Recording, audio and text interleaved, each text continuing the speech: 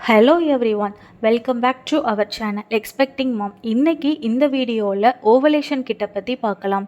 ப்ரெக்னென்சிக்கு try பண்ணுறவங்க ovulation டேவை கரெக்டாக கால்குலேட் பண்ணி காண்டாக்டில் இருந்தும் ப்ரெக்னென்ட் ஆக முடியலைன்னா அவங்க டாக்டர் கிட்ட போகிறதுக்கு முன்னாடி ஒரே ஒரு டைம் இந்த ஓவலேஷன் கிட்ட யூஸ் பண்ணி பார்க்கலாம்.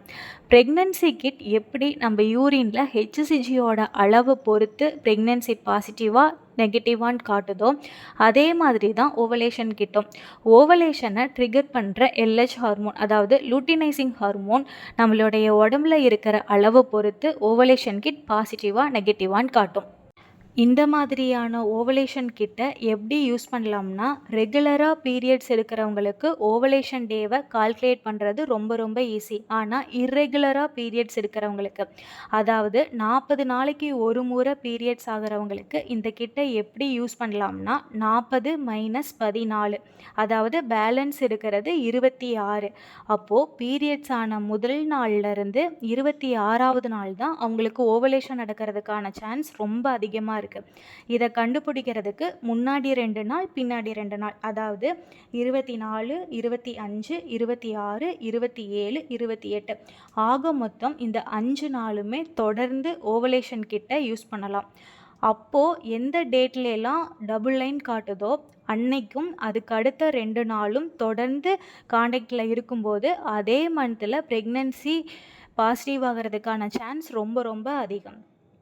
அதே சமயம் இந்த ஓவலேஷன் கிட் எக்கு வெடித்து வெளியில் வர்றதை காட்டாது.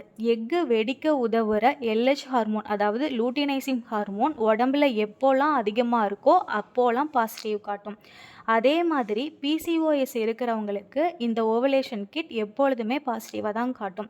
அதுக்கான ரீசன் என்னென்னா, அவங்களுடைய உடம்புல எல்ஹெச் ஹார்மோனும் ஈஸ்ட்ரோஜன் ஹார்மோனும் எப்போதுமே அதிகமாக இருந்துட்டு தான் இருக்கும். இந்த மாதிரி இருக்கிறவங்க டாக்டர்கிட்ட போய் ஃபாலிகுலர் ஸ்டடி பண்ணி எக்கு கரெக்டாக எப்போ ரெப்சர் ஆகுது அப்படிங்கிறத பற்றி தெரிஞ்சுக்கணும். அதே மாதிரி ஓவலேஷன் கிட் ப்ரெக்னென்சி கிட் மாதிரி கிடையாது. ஒன்ஸ் நீங்கள் ஓவலேஷன் கிட்டை யூஸ் பண்ணுறீங்க, அதில் 2 to 4 ட்ராப் வரையும் யூரினை விட்டுட்டீங்க அப்படின்னா கிட்டத்தட்ட 5லேருந்து 7 நிமிஷம் வரையும் தாராளமாக வெயிட் பண்ணலாம்.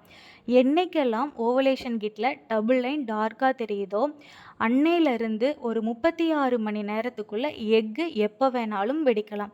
அதை பொறுத்து நீங்கள் காண்டாக்டில் இருக்கும்போது அந்த மந்த் ப்ரெக்னென்சி கன்ஃபார்ம் ஆகிறதுக்கான வாய்ப்பு ரொம்ப.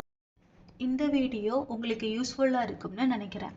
நான் போடுற எல்லா வீடியோஸையும் நீங்கள் உடனுக்குடனே பார்க்குறதுக்கு நம்ம சேனலை சப்ஸ்கிரைப் பண்ணி பக்கத்தில் இருக்கிற பெல் ஐக்கானை கிளிக் பண்ணி ஆள் கொடுத்துடுங்க. தேங்க்யூ.